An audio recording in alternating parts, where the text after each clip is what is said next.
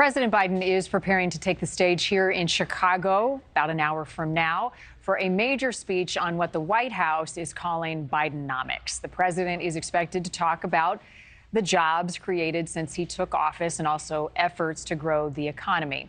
And it comes as a poll just released this morning shows that although Americans' economic optimism remains negative overall, it is at the highest rating since January of 2022, with Republicans and independents ratings of the economy up by double digits. Joining me now to talk more about it, Jared Bernstein, chair of the United States Council of Economic Advisors. I appreciate you being with us this morning. So Bidenomics is not really a term we can look up yet. The White House coining that new term today ahead of the president's speech. What do you think it really means and will look like when he presents this message? Well, first of all, let me point out that the other day I was texting somebody about Bidenomics, and lo and behold, that function that puts a word into your text that you're starting to write, it put it in. So I think Bidenomics may be becoming more pervasive than we thought. Bidenomics is a simple and straightforward principle that the best way to grow the economy is from the middle out and the bottom up. By framing it that way, it's a clear rejection of top-down or trickle-down economics, a theory that for far too long has had decades of evidence that it doesn't do what Bidenomics does, which is to, again, grow the economy from the bottom up and the middle out. Simply cutting taxes for rich people and hoping that uplifts the middle class. It doesn't work. It hasn't worked, something this president has known for decades. The pillars on which Bidenomics are built, empowering and educating workers, reinvesting in America, and promoting competition to lower costs and give small businesses a more fair chance to get ahead.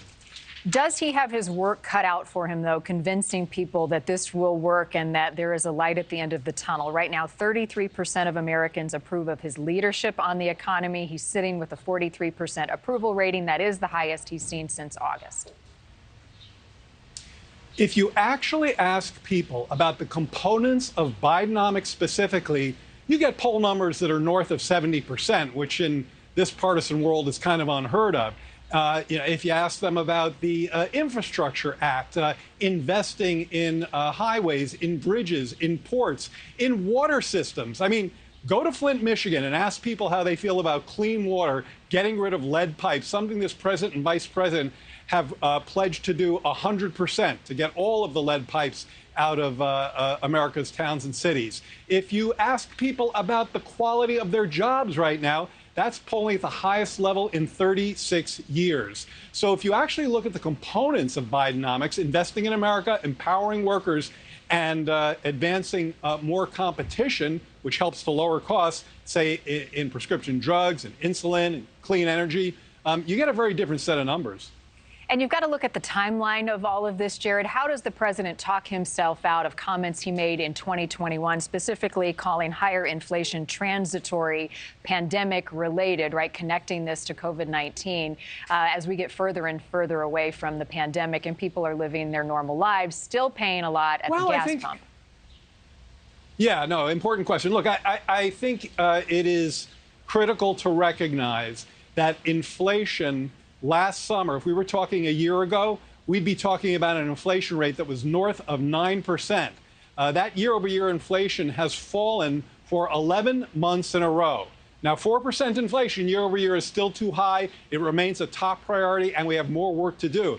But that's why the third pillar of Bidenomics is promoting more competition to help lower costs, whether it's the lower cost of prescription drugs, whether it's paying $35 for insulin instead of hundreds and hundreds of dollars, whether it's less expenditures for people who are buying clean energy or electric vehicles, or for that matter, whether it's some of the actions the president has taken to lower junk fees and overdraft fees. That's a direct hit on the inflation faced by middle-class households and, again, a key component of Bidenomics. I said moments ago, as we were getting ready for the president's speech, that he does not have an unobstructed path to the White House in 2024 for re-election. Tonight here on NewsNation, we've got Robert F. Kennedy Jr. speaking in a town hall. How big of a concern is this for the Biden administration? Is it something they're watching closely? Well, look, I'm here to talk about economics and economic policy. That's what I do. I I leave the politics to others. You know, when I start talking politics with Joe Biden, he takes out his phone. You know, so let me be very clear about that. Yeah. So what I will say is that when it comes to explaining the economics behind Bidenomics, building the economy from the bottom up, from the middle out, empowering workers with an unemployment rate that's been below 4% for a year and a half. That's just not low unemployment. That's persistently low unemployment. And that gives workers more bargaining clout. Reversing decades of disinvestment in our public goods, promoting competition, those are economic policies. And as I think I've shown you, I'm happy to come out and talk about those all day. Yeah, you're great at economics, but that was a very political answer to my question. So we'll leave it there. Jared Bernstein, thank you. It's nice to have you on. Thank you for watching. Go to newsnationnow.com to find NewsNation on your television provider. And don't forget to click the red subscribe button below to get more of NewsNation's fact-driven, unbiased coverage.